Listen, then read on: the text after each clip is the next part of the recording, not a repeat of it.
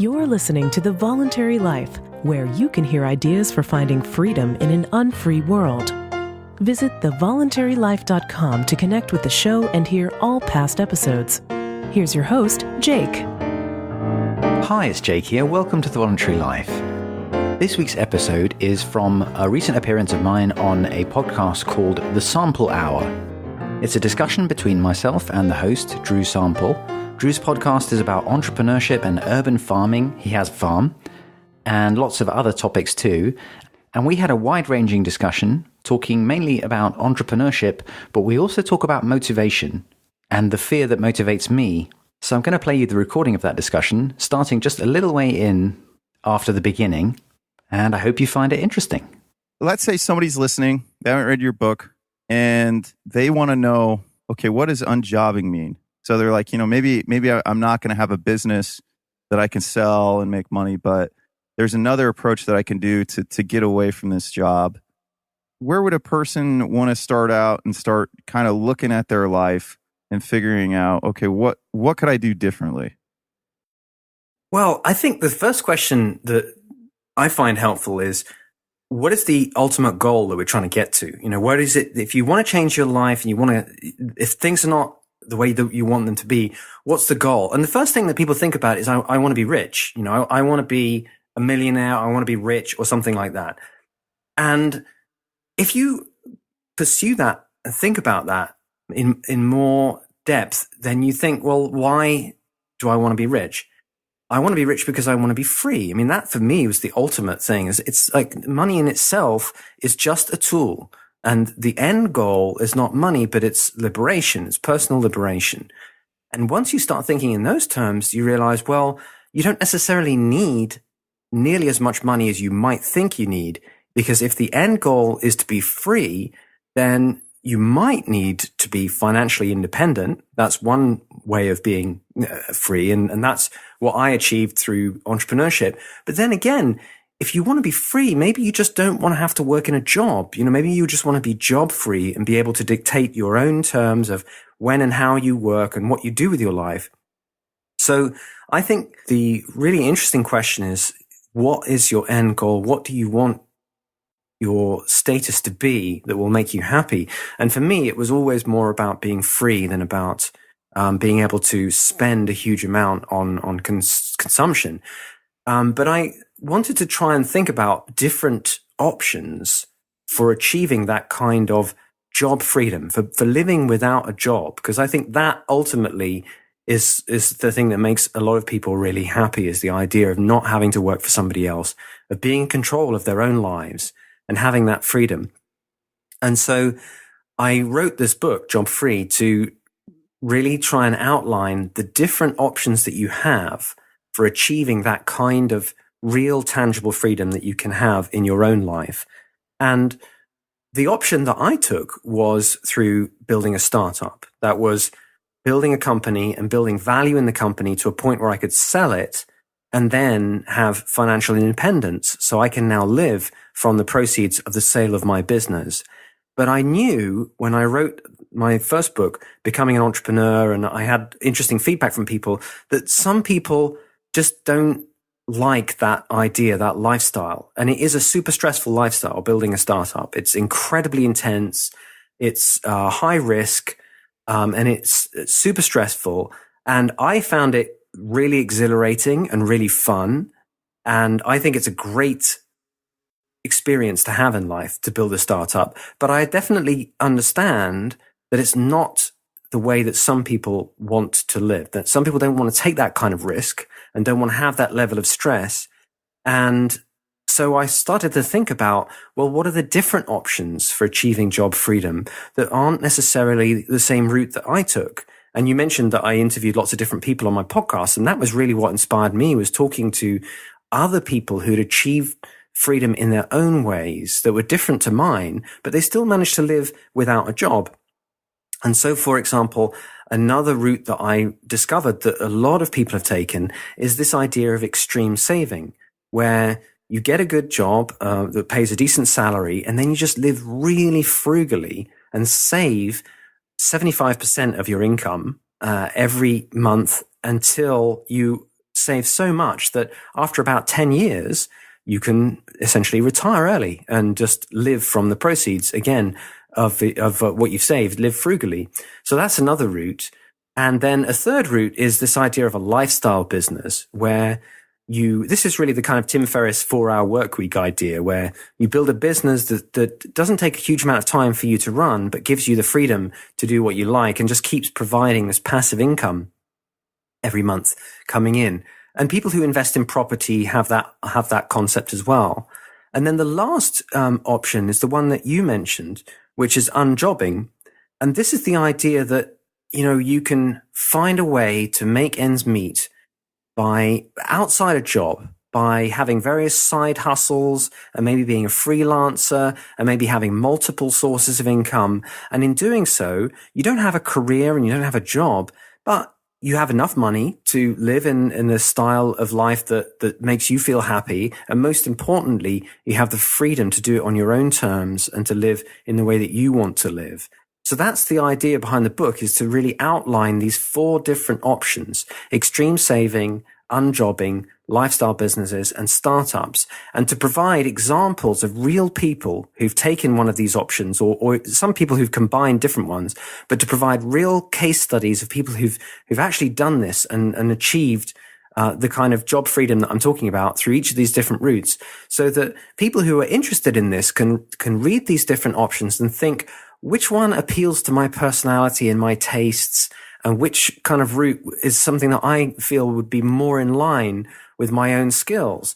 Because there's definitely pros and cons to each of these routes. There are upsides and downsides to each, and you just have to choose which route you think is best for you. And of course you can combine them, but there's no right answer. It just depends on what your preferences are. And we can certainly talk about the pros and cons, but that was the general idea that I have, was to provide these different options that people can then use to think about what suits them.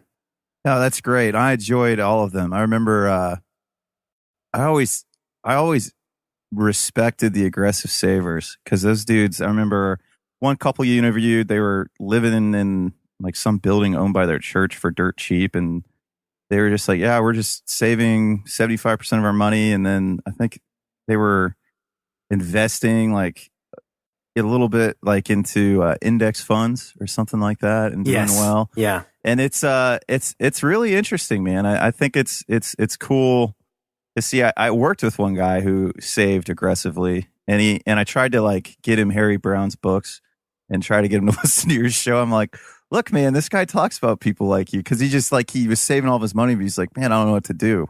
Like, I don't know what to do. Everyone's telling him to buy a house. He knew that was a bad idea. And so I like that quite a bit. I think that I've kind of done like a mixture of startup mixed with unjobbing personally right now. And it's like I do have some savings. I am trying to save. I mean, I'm trying to kind of just build my own way personally, but I just know I'm never, like, I was talking to my dad. He's like, so what's your next job going to be? I'm like, Dad, I'm not getting a job.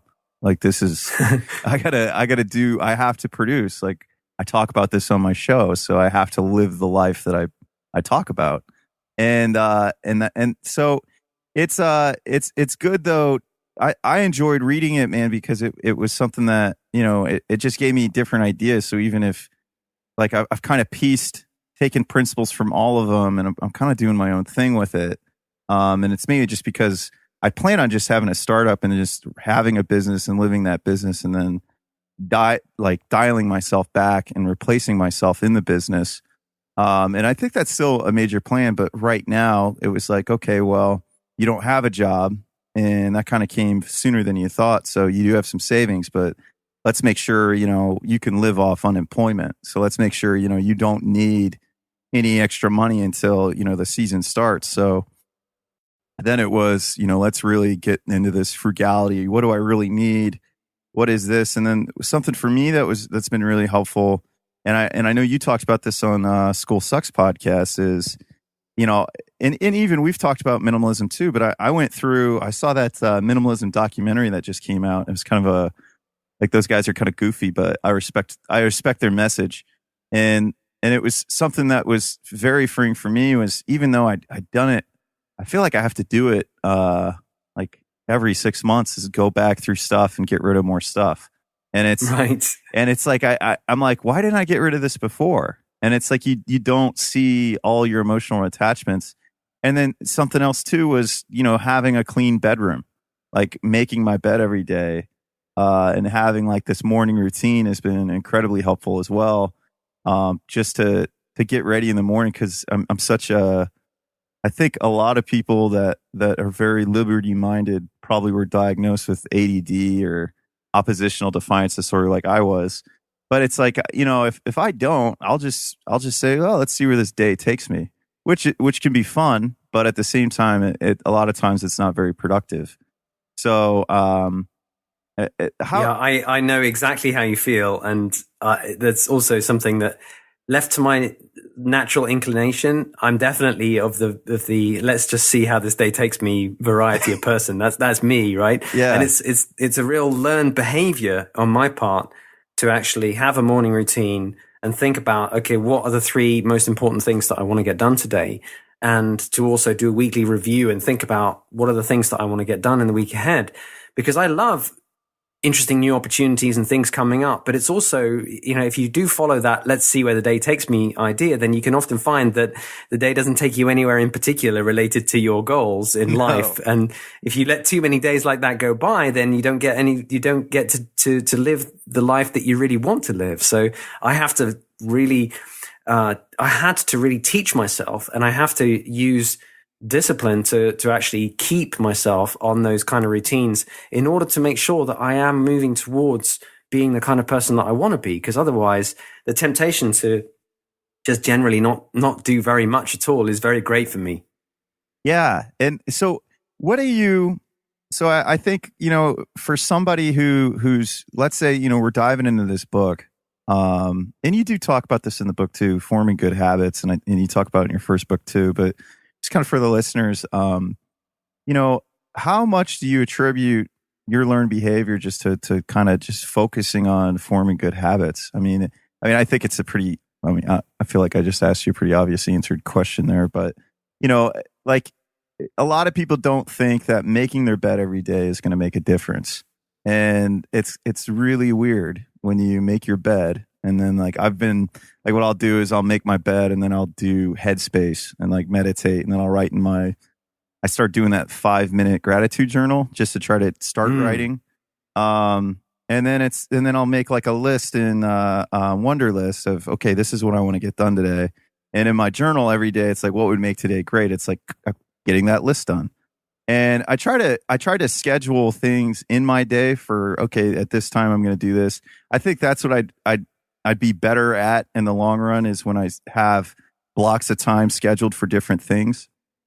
But like my inner rebel seems to just always want to fight that. So it's just, I just try to get stuff done. And it's like, it's amazing how much more productive I've become or just naturally, like, even down here, like my dad's working down here and he works like 6-10 hour days a week. So I maybe just came down here. Like I only get to hang out. He only gets 1 day off when I'm down here, but it's like, he's my dad. He's older. He doesn't have time to get a lot of stuff done. So I'm taking on his trash. I'm doing grocery shopping for him. I'm doing his dishes, just stuff like that, just to help him because he's my dad and I love him. And it's like, but it's just like, if I just sat here, I'd just be miserable, even though I'm in Florida. Even if I just went to the beach or something, like I feel good when I get stuff done. Like I feel like that maybe it's dopamine or something that goes off in your brain. Like even if I'm not accomplishing things for me, it's just like, I feel so much more focused and driven in life with every day. Just, I feel like I just put all these little deposits in my emotional bank account of accomplishment. Yeah. And I know exactly how you feel. Yeah. And I also keep going. I was just going to say, I don't know whether you experienced this, but I definitely have always had a fear of misliving, a fear of going through years and years not doing what I think I should be doing with my life, and a fear of waking up one day and thinking, "Oh shit, I've wasted my time. I don't want to feel that." And I think that fear has actually been an important motivator for me to really try and be productive, because I've been through so many different iterations of different productivity habits and tools, and I've spent years and years reading about this stuff. And I settled on a kind of version of the getting things done approach. But even with that, I've changed things up over the years and learned new things. So it's not so much the system that has driven my productivity. It's been more, I've been driven by the need to feel like I'm doing something useful with my time so that I don't have that regret about missing out on the life that I want to live.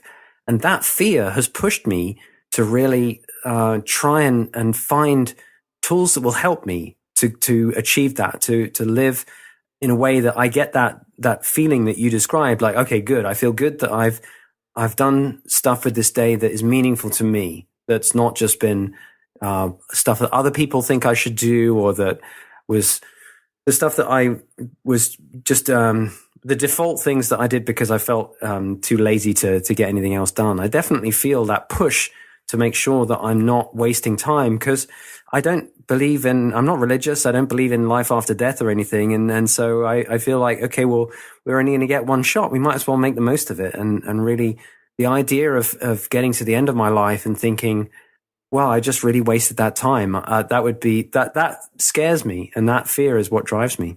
No, that makes a lot of sense. It's kind of, the guy that referred me to your podcast, Gino Denning, he said, my goal is just always to be a happy old man. And it's like, it's like a simple goal, but then you think about it like, okay, so when I'm an old man, am I going to be happy if all I did was party with my friends or live for the weekend and get drunk and then feel miserable the next day and have to recover? And it's no, I'm not. Like, and then it's, or am I going to be happy if I'm so overweight and I'm not active at all, and I'm not, I'm out of touch with my body in a sense, and I just ache all the time? No, like I got to start taking care of myself.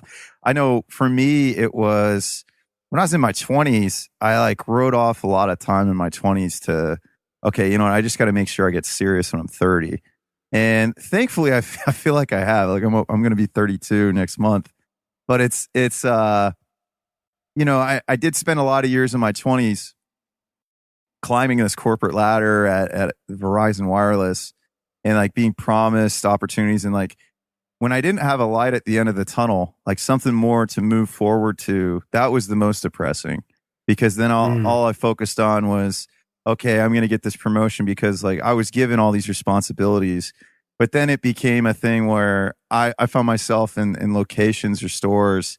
Like I'd be working with a good supervisor and it would be great. We'd have this awesome, like we'd be top in numbers. We'd have this awesome productivity. Sales reps that weren't normally performing were performing. And it was just really good, positive environment, because like it was a good supervisor and me who was just kind of a leader. And then what would happen is, instead of me getting promoted, they would promote like a shittier rep, or it would be like a political thing. And then they would put me with that person because they knew I could carry the weight. And then it was just like a quickly unfulfilling thing, which is, unfortunately what I knew before I started working there. And then I'd forgotten, like, that's, to me, that's what's going to happen to you in corporate America or at a job, or when you're not your own boss, or when you're not in control of that stuff. I mean, when you give that power away to somebody else, they don't have your best interests out for you. They have their own best interests out for them. And and so that was kind of a thing. So then when I went through, when I stopped working there and I took some time off and I cashed out my 401k, and I was like, shit, I have no business plan. I don't have anything. I had this money I could live on. And then I started working some shitty jobs just to kind of get by. And I did enjoy my life. And that's when I started getting into like my podcasts and comedy stuff. And I was like, you know what? I do need money to kind of have money to work with because like you said earlier, it's a tool to try to do different business things. So when I took that job, my attitude from the start was this, Tyler Durden attitude of, yo, I'm here to do my job and I'm going to do it. And that's it. And so it was always like this game I'd play, like, okay, the dress code is this. So I would be, if as long as I have a collar, I would wear it. So towards the end, I was wearing like flannel shirts and I'd tuck them in, and just because it was funny to me, because we were in a call center and people were taking themselves too seriously. So, and then and that was actually a funny thing. The day before we got laid off, I was told, you cannot wear a flannel shirt today because there's the execs coming in, and then we all got fired. So it was like this funny thing to me, because it was like, this company doesn't care about us. Why does it matter? I'm fitting this dress code. And then it was like, it's like the time where it's funny that I was right, but it changed a lot of people's lives, and hopefully for the better. But people weren't as prepared as me. And so I guess like to get to where what you were saying is like, I feel so much better now. And it was like this time when I was laid off, it was like, okay, I know what to do, versus, the time before when I was in between jobs, and I was like, you know what, I'm going to finally start betting on myself and start a podcast. But then it was like, okay, I've spent the last 4 years interviewing people like yourself and reading books and doing and trying to position myself to be ready for this event to happen, because it's gonna happen for more people. I mean, these companies are going to get bigger and bigger, and then they're going to lay more and more people off. And to me, it was like, if the next job I'd even get, like I got in the mindset of, don't expect this to last longer than 2 years, because there's a good chance it's not going to. And I think it's just a reality people need to accept, which is where I think books like yours are so powerful, because then it gets them thinking, and it makes them so they can be prepared for for when they get laid off. Because I just think, I don't want to sound pessimistic, but it's just the way that things are going in the market, in my opinion. Yeah, I mean, the crazy thing is when you think about it, I was only ever trained in school to seek out a job and try and keep a job. I mean, that's what my teachers taught me to do, was look for jobs and think of myself as an employee. I mean, that's what we all get taught, because the people who teach in schools are always employees. They're never entrepreneurs. And they're always people who've been employees their whole lives, and they don't have any other concept of how you survive in the world out there. I mean, of course, they know that entrepreneurs exist, but nobody gets taught to even think about that as an option in school. And so it's not surprising that people kind of get stuck thinking, well, I need to get a good job, and then I need to switch from this job to the next job. And they get into that employee mindset, and it's quite hard to break out of. I was lucky that I had a kind of mentor who was a very successful entrepreneur, and I got to see him and see what he was doing. And he really opened my eyes to the idea that, you know what, I could just actually have my own business, and I could build my own thing. And that was a really inspirational influence on me. But a lot of people don't have a figure like that in their lives. And so they just think of being an employee as the sort of default life plan. Yeah. And it's just not like, it's like, I just look at, it's, man, and I don't want to sound depressing to people, but it's just not I mean, sometimes you can make it work, but I think like it's harder to retire for sure, unless you're doing an aggressive savings, like what you're talking about. But most people, they get kids and they're not. I mean, I think well, congratulations, by the way, because you're a new father, correct? Yeah, thanks. Yeah, but I mean, thank you. Yeah. Yeah. So even for you and Hannah, who own your own stuff, I mean, how much did like bringing a kid into the picture just kind of change everything? Did it change everything? I mean, I know you're pretty together, so I'm kind of interested to hear this. Well, I have to say, I mean, one of the things that has been great for me is because I focused so intensively on work and until the point where I sold my business, and now I have that freedom. I'm very lucky that, I mean, I left it quite late to have kids, but I'm very lucky that I left it to a point where I am now able to have the bandwidth to be there and be around as a dad and spend quality time with my daughter and actually be involved in the process. And it is exhausting. I mean, I'm loving it. This is a really amazing experience, and it does change everything. But I understand why, if you're in the middle of working a job and then you have kids, you don't have a lot of bandwidth left to be thinking about your side hustles and your businesses and everything else. So it's really difficult. I mean, that's one thing that I think in some ways, if you can swing it, that you can spend some time in your 20s just working your ass off and being like super focused. Then if it pays off, then that can be good, because then you can actually have time to be a parent and be involved in your kids' lives and be there as a parent. And that's something that I really value and I think is really important for kids too. So yeah, I mean, it's tricky. Timing of when you're going to have a family for many of these different options is very difficult, especially if you want to do something like build a startup. I mean, I spent many years basically working 7 days a week. I didn't really even have weekends, and my personal life certainly suffered for it. Yeah, you were living somewhere. I was in London. Yeah, but I remember you saying you were in like I think you said you're in like a really small flat. And your budget for yourself is incredibly low. Yeah, I was basically in a studio flat in central London. I didn't own a car, didn't buy a house or anything. I just worked, and I just worked really, really intensively on building this business. And in a way, I mean, that actually worked out quite well as a lifestyle because there wasn't much point in living in a bigger place because I was hardly ever at home. I was just working. I came home and went to sleep. And so I just focused very much on building the business.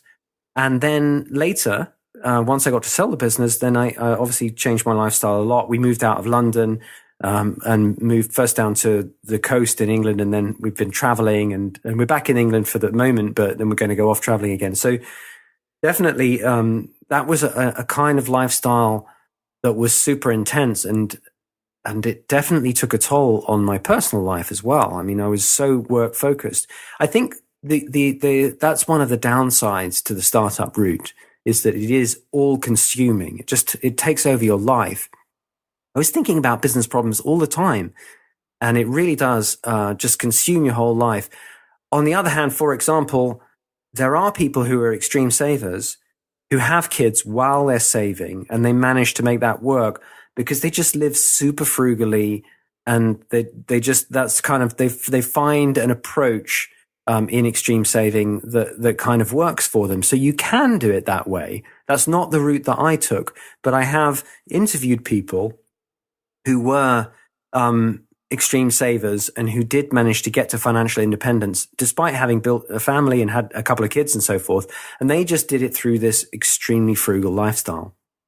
Yeah. And it's, and I've heard a couple, like either, and you'll see that too, like I think there was a guy, his wife would still worked, but he didn't have to anymore. And like, I think he said he would moonlight. I think he was like an engineer, that blogger. I forget what his name was. Yes, that's right. Yeah, he writes a blog called Root of Good, and his name's Justin. Yeah, and he's a good example. They had a couple of kids. His wife has now retired, so they are both early retirees.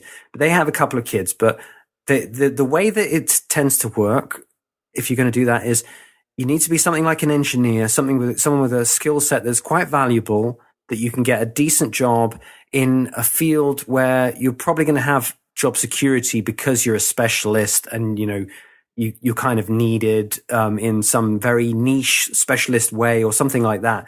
If you can do that, and if you're earning a good income, and then, you are very careful about how you live. I mean, for example, he also lives, I don't remember exactly where he lives, but he lives like out of town somewhere in somewhere where the housing costs are pretty low. And so all of that time he was working, but he wasn't paying rent in, I don't know, San Francisco or somewhere like that, right? He was able to keep his living costs super low.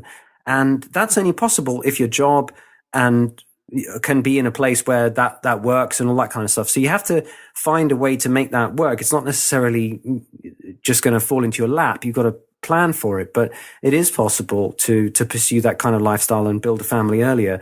In my way, I just sort of did all of one thing and then all of the next thing. So I focused super massively intensively on work. And now I'm really focusing intensively on family. I'm spending quality time with my daughter every day, and I'm able to be there for her and spend quality time together with my wife as well, and just really enjoy this time.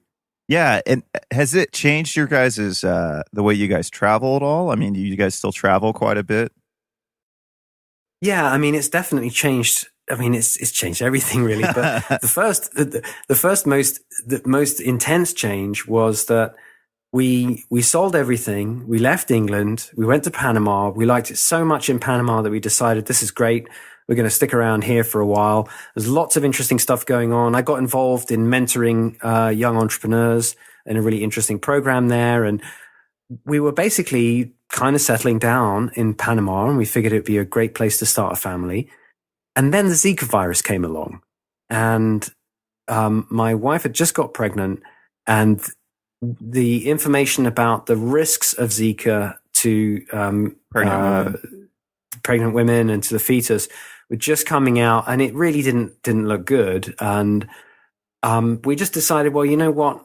Given that we're minimalists, given that we have this flexibility that we can go wherever we like, it's not worth it. Let's just go. Let's just leave. And the only place that we could have gone in the Americas that wasn't affected would have been Canada. And we weren't sure whether or not we would be able to stay there for the length of time and the visas and all this kind of stuff. So we just thought, okay, well, let's just go back to the UK because it'll be simple enough to do that. So that's why we came back. Ultimately, we have kind of had to have a pause in our travel lifestyle because of that unexpected thing turning up. And that was all to do with thinking, well, we're not making just decisions for ourselves now. We have to make a decision in her best interest too.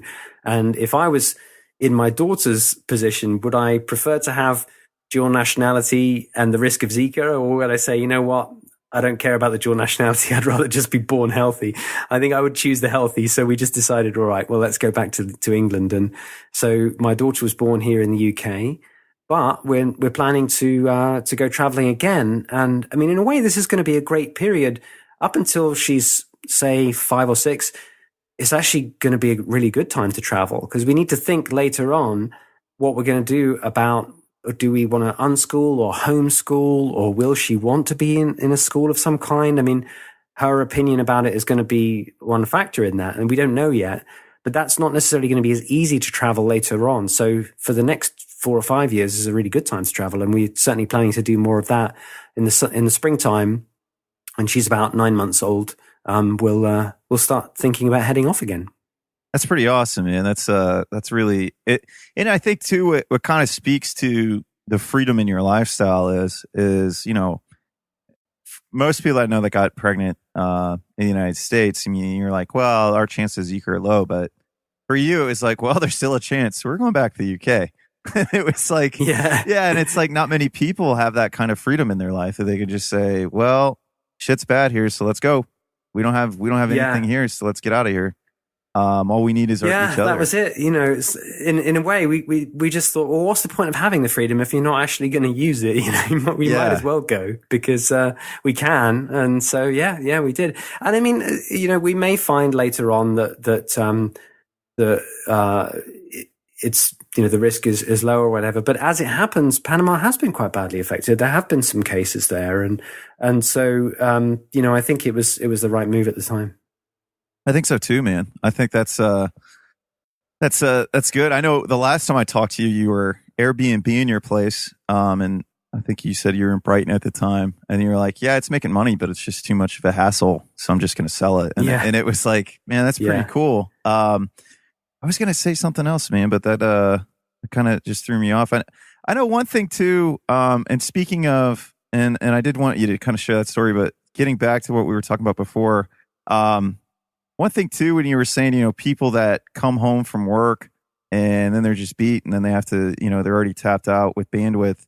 And another thing that I noticed, the first thing when I wasn't working is how much easier it was to think, like how much easier it was to think about where I wanted to be, what I wanted to do, where I wanted to go, because I wasn't giving my 55 best hours of the week to somebody else. And I think it's like, that's a powerful thing, because when I have time to reflect on my day every day versus just always feeling like I'm in a rush, it's so much easier to get things accomplished and to get things done and to think things through like, oh, well, Zika's dangerous. Does this really make sense for us? No, well, let's exercise our freedom.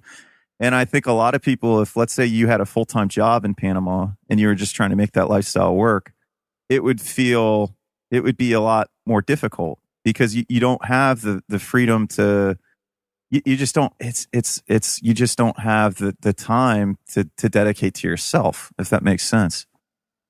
It makes total sense to me. And that's one of the things that when I look at some options, life choices, like, for example, extreme saving, we talked about that route, right? That route involves being an employee for at least 10 years and being super frugal. And one of the downsides to me is exactly what you just mentioned, Drew, which is, yeah, every day you go to work and you're getting paid for it, but you've got to put your brain and your energy and your life into that job. And all of that time that you're spending on that job is time that you're not able to spend on your own plans and your dreams and the things that really matter to you. And even if you're just working, at the bare minimum level or acceptable level, it's still energy and time, and you still have to put your creativity into it and use your imagination. And to a certain degree, that's a scarce resource. You can't get home at the end of the day and still be as imaginative and energetic and so forth as you were at 9 o'clock in the morning. So I definitely think that's a downside to that path. That I was never interested in becoming an extreme saver, and I didn't really know about it in the days when I was first learning about startups and entrepreneurship. But I don't think it would have appealed to me for that reason. I just don't like working for other people, and I just don't like the whole drain of energy that comes from having to think about stuff in a job. And so I can totally understand what you're saying about when you're out of the job. Suddenly you've got a lot more headspace to actually start thinking about your own stuff. And that's true as well if you become an entrepreneur and if you're starting your own business. It's exhausting, but at least you're putting your creative energy into something that belongs to you. Yeah. Yeah. Like that's something you can sell. You can't sell your job. You can't sell, right. Like you can't die and pass your job on to your kids, and nor would you probably really want to. And I think, man, something else. Well, even this is interesting too. I remember in your book, you were talking about when you did sell your company, you had signed on, like part of the sales agreement was that you would stay on to help the transition. And then you kind of became an employee. And I remember you talking about how much you hated it. Like it was just such a drag, because it wasn't your company anymore. And then it's like, well, what the hell am I doing here? This isn't for me anymore. And just like that switch that changed in your brain. But it was like something necessary. And didn't you have to do that? Did you have to do that for 2 years or 1 year? 3 years. 3 years, yeah. 3 years. Yeah, it was a long time. It's really tough. I think that's one of the big downsides of the startup approach. I mean, 3 years is a long time. A lot of people do spend less time, excuse me, because if you're selling a business that is very much focused on, let's say, ownership of some kind of technology or something like that, then you may not need to be there for that long. But because my business was also a service business, we were providing consultancy, there's a lot of people skills involved. So I needed to stay on for 3 years. And it's really difficult because in any situation like that, there are new owners with their own ideas and their own priorities, and their priorities are not the same as yours when you were an owner. So it's really tough because you see people making decisions about your business that you would never have made. And from my perspective, those decisions were not the right ones. Obviously I would have made different decisions, and it was painful to watch people, what I considered to be, destroy value in things that I'd built. Now, obviously, this is my perspective, and they had different priorities and different agendas. And so what they were doing had a certain logic from their perspective. But yeah, it's really tough. It's really difficult to see somebody take the thing that you've spent so long building and creating a company culture and a way of doing things, and see that changed. And it was a long 3 years, that 3 years. Yeah. I'm sure that was the most exhausting process, which is probably like I think you said when you got out, you were just like, I need to do something creative. So you did didn't you say you did sketch comedy, and you started really learning how to play music and everything? Probably as rehab. Exactly. The first year was just, I just wanted to do as much kind of creative improv type stuff. So I did some improv comedy. I joined a comedy group and did some improv gigs. And then I joined a jazz school and learned how to play jazz guitar. I knew how to play guitar, but I hadn't played for years. And I'd learned rock. So I basically learned a new style of music and then joined this jazz band, and we would play every weekend for a summer and just did stuff to kind of do something completely different, nothing to do with computer simulation and consulting and reports and all those kind of things. I just wanted to give my brain a total break from all of that and do something very, very different. That's pretty cool, man. I think you still play jazz guitar, or was it just kind of like a phase that you just No, I Did you sell your guitar? I started playing again. Okay. I sold the guitar. Oh man, it was painful. That was one of the really most painful things to do, was to sell the guitar. But I couldn't keep it because there's no way I could I had a Fender Stratocaster, a 1972 Fender Stratocaster. I couldn't carry that around South America. So, I basically had to sell it, and that was tough. But I had also that guitar in many ways was kind of a very interesting embodiment of a lot of the challenges that I had with minimalism, because I got that guitar when I was a teenager and I played in a band, had a great time. Then I went to university and I got interested in other stuff. I didn't have friends to play with at university, so I stopped playing, but I kept the guitar, and I always liked the idea of playing, but I never really played in my 20s. It was just sitting there in the corner of my room. Wherever I moved to, there was this guitar there. And yeah, I would, pick it up every now and again and tinker with it, but I never really played.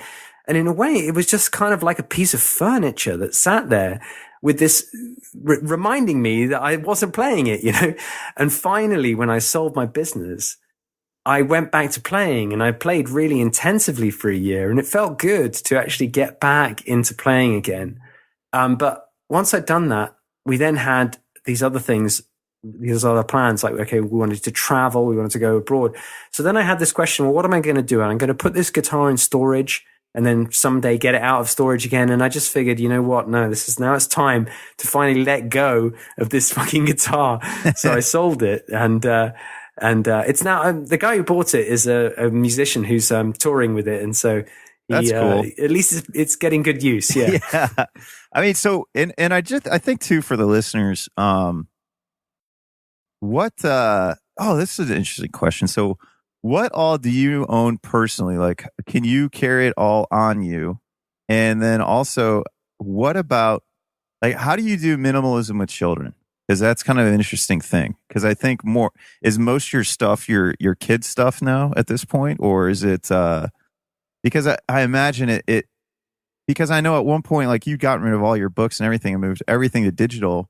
But I imagine with kids, like, you got to have a crib, you have to have this stuff, or maybe you don't. Like, so, because I think there's a lot of people that want to go minimalist, and they're like, well, I got kids, so how do I do this? And so I'm sure you could shed some insight on that, Jake.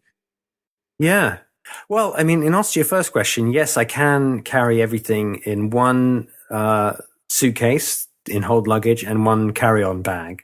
So my stuff is basically clothes and a laptop and an iPad and a few other bits and bobs, like the microphone that I'm talking into. But essentially, it's mainly just clothes. And everything else is pretty much digital. That's my stuff. My wife's the same. She can carry everything on in one suitcase and one carry-on. And then for our daughter, I mean, this is we're only 6 months in, right? So this is definitely going to be an interesting one. But already we're finding that a lot of stuff we just haven't bothered getting because it just seems like way more hassle than it's worth. So, for example, we don't have a pram, right? We carry my daughter on in body carrying things like carriers, basically. You kind of it looks a little bit like a rucksack, but you have the baby on the front, and she just sits there, and we just carry her around like in one of those, a baby carrier, and it works really well because first of all, she sleeps much better being close to body contact, and it just means that we don't have to keep taking this pram out and pulling it upstairs and taking it out again and doing all that kind of stuff. So there are some kinds of things that a lot of people get that we just haven't bothered with. But it will be interesting to see. I mean, certainly, for example, with toys, I think you can go crazy buying loads and loads of toys when actually most of the things that interest my daughter are not things that we necessarily need to buy. I mean, she's just started eating food. So food is a big fun thing at the moment. You know, we're having a lot of fun with her trying new foods. But she has some toys. She's got a couple of toys. But once you have a couple of little toys, you don't really need to multiply that by 20 and have 20 of these things, you know? So we'll have to see how it goes. I mean, certainly her needs are going to be taken into account, and it may well be that minimalism does not suit what my daughter needs. And if that's the case, we're going to stop being minimalist and we'll have to check it out. But I'm working from the presumption that we can probably make this work with my daughter having a suitcase and us traveling, in the same kind of way, with her having the same amount of stuff in storage, in the luggage that we do. And I think the thing that makes it easier for us is that we're not doing a travel lifestyle where we're moving on every week. You know, we're tending to live in one place for a year and then think about where we're going to go next. So if that means in the meantime that we need to buy something and use it for a year and then sell it again or whatever, we can totally do that too, you know? So for example, let's say that we move, abroad. I mean, we're looking at various places that we're thinking about to move to next. Let's say that we do decide, okay, practically, we really need a pram now. She's got to have a pram. We'll just buy one. We'll use it for a year, and then we'll either sell it or give it away or whatever. We're not going to be buying anything that's so super expensive that it'll be a major, money problem to do that. So we'll play it by ear, but that's the plan. That's awesome. And thankfully, because minimalism is it's like picking up. There's all these people that are creating apps so minimalists can sell their shit easier. It's not, I mean, the longer you wait, the more places you can try to sell it. I mean, that's the whole thing. I mean, even if you bought something now and a year later, there's going to be probably 5 more different places you could try to sell something. I mean, I know Facebook, they have some great sales stuff on Facebook. You can get some good deals if you need something simple. And it's funny when you make it easier for people to just work with each other and cut out middlemen, how much, I don't know, people are pretty happy, when you do that. Well, awesome, man. Well, we're just about at an hour, man. And, I know you're probably pretty busy. So anything else you want to add before we go? No, it's been really fun chatting about it. Just to say, if people are interested, they can find the book for Job Free: 4 Ways to Quit the Rat Race and Achieve Financial Freedom on Your Terms. They can find it on Amazon under my name, Jake Desyllas. And you can also get links to it on my website, thevoluntarylife.com. If you just click on the tab marked books, then you can find it there. Did you record an audiobook for that as well, like you did Becoming an Entrepreneur, or is that on the... I did. Okay, I awesome. did. Yeah, you can get that through Amazon and Audible as well. Awesome. Well, that's great. And I'll have links in the show notes. And everybody that's listening, I highly recommend you listen to Jake's podcast. Jake has a lot of good tips. And it's really, Jake's just sharing stuff that he's doing that helps him. And his interviews are the same way. They're great interviews, just with either people that live in an RV or people that found their way out of the rat race. Lots of cool stuff, man. I really enjoy Jake's show when I do listen to it. So definitely give that a listen. There'll be a link for that in the show notes as well. Jake, thanks so much for coming on, man. It's nice to talk to you. I think before this, we were just communicating mainly through Fitbit challenges. So yeah, that's right. We've got to get back to that. We do. Yeah, I just got back into walking again. I actually had this hip injury, and I've been rehabbing it. But finally, I'm getting back to my 10,000 steps a day because I gotta lose weight. Like it's now that I have this time, it's like, man, I don't have an excuse to not take care of myself. So not that I really did when I was working, but it's easier to make excuses then. So yeah, I'm back to it. So I'll Monday, man. The challenge is coming your way, Jake. All right, it's on, Drew. It's on. Okay, well, everyone, thanks again for listening and looking forward to bringing you another episode. Thank you for listening to The Voluntary Life. If you have feedback about the show, please email jake@thevoluntarylife.com.